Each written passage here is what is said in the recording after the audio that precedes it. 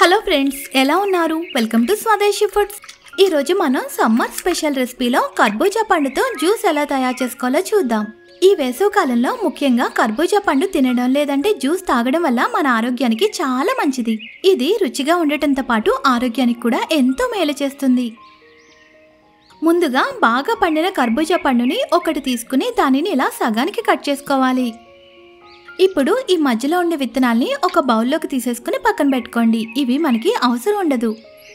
ఇప్పుడు ఈ కర్బూజా పండులో ఉండే గుజ్జు మొత్తాన్ని కూడా ఇలా స్పూన్తో ఒక బౌల్లోకి తీసేసుకోండి. ఇలా గుజ్జు తీసేటప్పుడు ఈ షెల్ బ్రేక్ అవ్వకుండా జాగ్రత్తగా తీసుకోండి. ఎందుకో నేను తర్వాత చెప్తాను.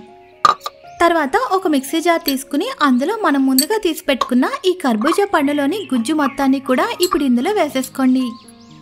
ఇప్పుడు షుగర్ వేసుకుందాం. నేనైతే 4 టీ స్పూన్ల వరకు షుగర్ వేసుకుంటున్నాను.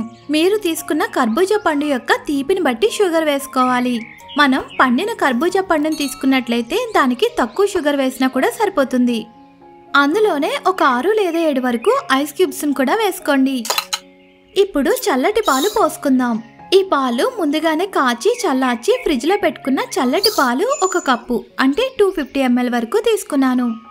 ఇప్పుడు వీటన్నింటినీ కూడా వీలైనంత ఫైన్గా బ్లెండ్ చేసుకోవాలి. ఇలా తయారు చేసుకునే ఈ జ్యూస్ని గ్లాసులో సర్వ్ చేసుకోవడం కన్నా కూడా ఇలా కర్బూజా పైన ఉండే షెల్తో సర్వ్ చేసినట్లయితే పిల్లలు చాలా ఎంజాయ్ చేస్తూ తాగేస్తారు.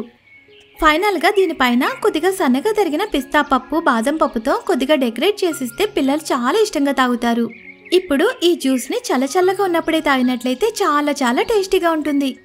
ఇది ఫ్రెండ్స్, మన వీడియో నచ్చిందా? నచ్చితే లైక్ చేయండి, షేర్ చేయండి, సబ్స్క్రైబ్ చేసి పక్కనే ఉన్న బెల్ ఐకాన్ క్లిక్ చేయండి.